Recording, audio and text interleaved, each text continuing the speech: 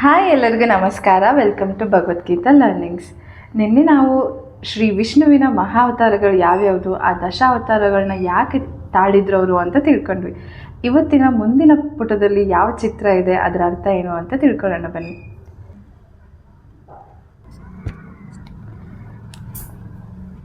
ನಿನ್ನೆ ನಾವು ನೋಡಿದಂಥ ಈ ಫೋಟೋ ಶ್ರೀ ಚೈತನ್ಯ ಪ್ರಭು ಅವ್ರದ್ದು.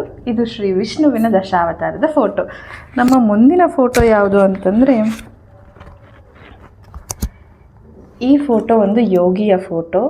ಈ ಫೋಟೋವಿನ ಅರ್ಥ ಏನು ಅಂತಂದರೆ, ನಮ್ಮ ದೇಹ, ನಮ್ಮ ಮನಸ್ಸು ಹಾಗೂ ನಾವು ಮಾಡೋವಂಥ ಕಾರ್ಯ ಅಂದರೆ ಕರ್ಮಗಳು, ಇವು ಮೂರನ್ನು ನಾವು ನಿಯಂತ್ರಣದಲ್ಲಿ ಇಟ್ಕೊಂಡಾಗ ನಮ್ಮ ಜೀವನ ಹೇಗೆ ಮುಂದುವರಿಸ್ಕೊಂಡು ನಾವು ಹೋಗ್ಬೋದು, ಅದರ ಜೊತೆಗೆ ನಾವು ಭಗವಂತನ ಹತ್ರ ನಾವು ಹೇಗೆ ಸೇರಿಕೊಳ್ತೀವಿ ಅನ್ನೋದು ಈ ಒಂದು ಚಿತ್ರದ ಅರ್ಥ. ಈ ಚಿತ್ರದ ಪಕ್ಕದಲ್ಲಿ ಇನ್ನೊಂದು ಚಿತ್ರ ಇದೆ. ಈ ಫೋಟೋವಿನ ಅರ್ಥ ಏನು ಅಂತಂದರೆ, ಈ ವ್ಯಕ್ತಿ ಏನಿದ್ದಾರೆ ಇದು ದೇಹ ಅಂತ ಅರ್ಥ, ಇದು ವಾಹನ. ನಮಗೆ ಈ ಫೋಟೋ ಯಾವ ಥರ ಕಾಣ್ತಿದೆ, ಒಬ್ಬರು ಒಂದು ವಾಹನನ ಚಲಿಸ್ತಿದ್ದಾರೆ ಅಂತ ಕಾಣ್ತಿದೆಯಲ್ವಾ. ಇಲ್ಲಿ ಯಾರೋ ಕುತ್ಕೊಂಡಿದ್ದಾರೆ, ಯಾರೋ ಕುದುರೆಯನ್ನು ಓಡಿಸ್ತಿದ್ದಾರೆ. ಕುದುರೆಗಳು ವಾಹನ ಆಗಿದೆ ಅಂತ ಗೊತ್ತು. ಈ ವಾಹನವನ್ನು ಓಡಿಸ್ತಿರುವಂಥ ಸಾರಥಿ ನಮ್ಮ ದೇಹ, ಆಯಿತಾ. ಈ ವಾಹನಗಳೇನಿದೆ 5, ಈ 5 ವಾಹನಗಳು ನಮ್ಮ ಇಂದ್ರಿಯಗಳು. ನಮ್ಮ ಇಂದ್ರಿಯಗಳು ಏನನ್ನು ಬಯಸುತ್ತೆ, ಐಹಿಕ ಸುಖವನ್ನು ಬಯಸುತ್ತೆ. ಈ ಐಹಿಕ ಸುಖವನ್ನು ನಾವು, ಈ ವ್ಯಕ್ತಿ ಏನನ್ನು, ನಮ್ಮ ದೇಹ ಯಾವುದನ್ನು ಇಟ್ಕೊಂಡಿದೆಯಲ್ವ ಲಗಾಮು, ಆ ಲಗಾಮು ಬುದ್ಧಿ ಅಂತ ಸೂಚಿಸ್ತಿದೆ. ಈ ದೇಹ ನಮ್ಮ ಮನಸ್ಸಿದ್ದ ಹಾಗೆ. ನಮ್ಮ ಮನಸ್ಸನ್ನು ನಾವು ಈ ಲಗಾಮು ಅನ್ನೋ ಬುದ್ಧಿಯಿಂದ ನಾವು ಕಂಟ್ರೋಲ್ ಮಾಡಿದಾಗ, ಈ ಕಣ್ಣು, ಮೂಗು, ಬಾಯಿ, ನಾಲಿಗೆ ಹಾಗೆ ಕಿವಿ, ಈ ಎಲ್ಲವನ್ನು ನಾವು ಕಂಟ್ರೋಲ್ ಮಾಡಿದಾಗ, ಇಲ್ಲಿ ಹಿಂದೆ ಕೂತಿದ್ದಾರಲ್ಲ ಈ ವ್ಯಕ್ತಿ, ಇದು ನಮ್ಮ ಆತ್ಮ. ನಮ್ಮ ಆತ್ಮದ ಉದ್ದೇಶವೇನು, ನಮ್ಮ ಗುರಿ ಎಲ್ಲಿಗೆ ತಲುಪಬೇಕು, ಆ ಆತ್ಮ ಏನನ್ನು ಬಯಸ್ತಿದೆ, ಆ ಆತ್ಮದ ಉದ್ದೇಶ ಏನಿದೆ ಅದನ್ನು ತಲುಪೋದೇ ಈ ವಾಹನ ಹೋಗ್ತಿರುವಂಥ ದಾರಿಯಾಗಿದೆ.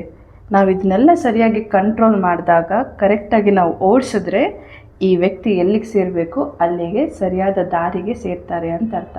ಅಂದರೆ ನಮ್ಮ ಮನಸ್ಸು, ನಮ್ಮ ದೇಹ ಏನಿದೆ, ನಾವು ಈ ಐಹಿಕ ಇಂದ್ರಿಯಗಳನ್ನು ನಾವು ಹತೋಟಿಯಲ್ಲಿ ಇಟ್ಕೊಂಡಾಗ, ಸರಿಯಾದ ರೀತಿಯಲ್ಲಿ ನಾವು ಅದನ್ನು ಬಳಸ್ಕೊಂಡಾಗ ನಮ್ಮ ಆತ್ಮದ ಉದ್ದೇಶ ಪರಿಪೂರ್ಣ ಆಗುತ್ತೆ ಅಂತ ಈ ಒಂದು ಚಿತ್ರದ ಒಳಗಿನ ಅರ್ಥ.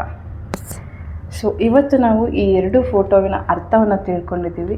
ಐ ಹೋಪ್ ಇವತ್ತಿನ ವಿಡಿಯೋದಲ್ಲಿ ನಾವು ಏನನ್ನು ಕಲ್ತ್ಕೊಂಡಿದ್ದೀವಿ ಅಂದರೆ, ನಮ್ಮ ಮನಸ್ಸು, ನಮ್ಮ ದೇಹ ಹೇಗೆ ಕಂಟ್ರೋಲಲ್ಲಿರಬೇಕು, ಅದರಿಂದ ನಾವು ನಮ್ಮ ಆತ್ಮದ ಉದ್ದೇಶವನ್ನು ನಾವು ಹೇಗೆ ಪರಿಪೂರ್ಣ ಮಾಡ್ಕೋಬೋದು ಅನ್ನೋದು ಒಂದು ಚಿತ್ರದಲ್ಲೇ ಅರ್ಥ ಆಗ್ತಿದೆ ಅಂದರೆ ಅರ್ಥ ಮಾಡ್ಕೊಳ್ಳಿ. ಇದ್ರೊಳಗಿನ ಸಾರಾಂಶ ಇನ್ನೆಷ್ಟಿರ್ಬೋದು ಅಂತ ಭಗವದ್ಗೀತೆಯಲ್ಲಿ. ಇವತ್ತು ನಾವೇನು ತಿಳ್ಕೊಂಡಿದ್ದೀವಿ ಅದು ನಿಮಗೂ ಕೂಡ ಉಪಯೋಗ ಆಗಿದೆ ಅಂತ ನಾನು ಅಂದ್ಕೊಳ್ತೀನಿ. ಹಾಗೆ ನಮ್ಮ ಮುಂದಿನ ಸಂಚಿಕೆಯಲ್ಲಿ ಮುಂದಿನ ಯಾವ ಚಿತ್ರ ಇದೆ, ಅದರ ಅರ್ಥ ಏನು ಅಂತ ತಿಳ್ಕೊಳ್ಳೋಣ. Until then, thank you so much. ಓದ್ತಿರೋಂಥ ಭಗವದ್ಗೀತೆ ಪುಸ್ತಕದಿಂದ ನಿಮಗೆ ಶೇರ್ ಮಾಡಿಕೊಳ್ತಿರೋಂಥ ವಿಷಯಗಳಿಂದ ನೀವೇನಾದರೂ ಕಲ್ತಿದ್ದೀರಾ, ಅದರಿಂದ ನಿಮ್ಮ ಲೈಫಲ್ಲಿ ವ್ಯಾಲ್ಯೂ ಆ್ಯಡ್ ಆಗಿದೆ ಅಂತ ನಿಮ್ಗೆ ಅನಿಸಿದ್ರೆ ನನ್ನ ಯೂಟ್ಯೂಬ್ ಚಾನಲನ್ನು ಸಬ್ಸ್ಕ್ರೈಬ್ ಮಾಡ್ಕೊಳ್ಳಿ. ಇಷ್ಟ ಆದರೆ ಲೈಕ್ ಮಾಡಿ, ಬೇರೆಯವ್ರಿಗೆ ಶೇರ್ ಮಾಡಬೇಕು ಅನಿಸಿದ್ರೆ ಶೇರ್ ಮಾಡಿ. Thank you so much for watching this.